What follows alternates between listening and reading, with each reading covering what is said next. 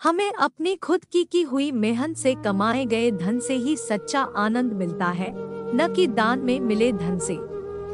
इस कहानी मेहनत में सुख short moral story in Hindi में भी उसी के बारे में बात की गई है। एक गांव में एक संत अपनी पत्नी के साथ रहा करते थे। संत के पास हर समस्या का हल था। संत काफी गरीब थे और उनके पास खेती करने के लिए थोड़ी सी ही जमीन थी। वह खेती करके किसी तरह अपना जीवन यापन कर रहे थे।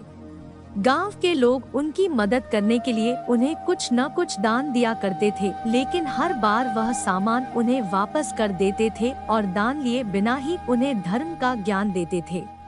इस राज्य के राजा के पुत्र जुड़वा थे। राजा हमेशा उसी सोच में रहता था कि वो दोनों में से किस पुत्र को अपना उत्तराधिकारी बनाए। एक दिन राजा को इस दुविधा में देखकर मंत्री ने कहा, महाराज, राज्य में एक संत रहते हैं और उनके पास हर समस्या का हल होता है। आप कृपया एक बार उनसे जाकर मिल लें। मंत्री की बात मानते हुए राजा संत से मिलने पहुँचे और उन्हें अपनी समस्या बताई।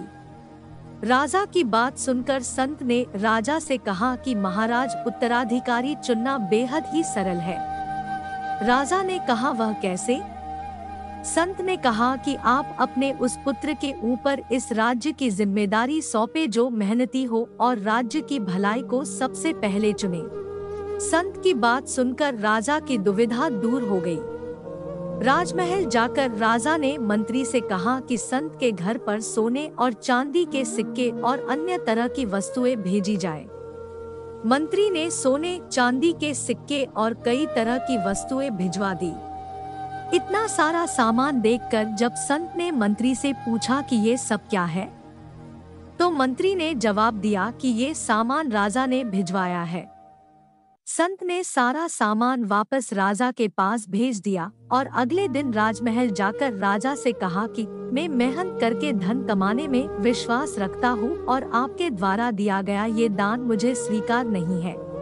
अपनी मेहनत से कमाए गए धन में जो सुख मिलता है, वो सुख दान में मिले पैसों से हासिल नहीं किया जा सकता है। राजा को संत की ये बात काफी अच्छी लगी और राजा ने संत को अपने राज्य का पुरोहित नियुक्त कर लिया। मोरल: मेहनत से कमाए गए धन से ही सच्चा आनंद मिलता है, न कि दान में मिले धन से। अगर आपको हमारी स्टोरी मेहनत में सुख short moral story in Hindi अच्छी लगी हो तो अपने दोस्तों के साथ भी शेयर कीजिए और कमेंट में जरूर बताइए कि कैसी लगी हमारी स्टोरी।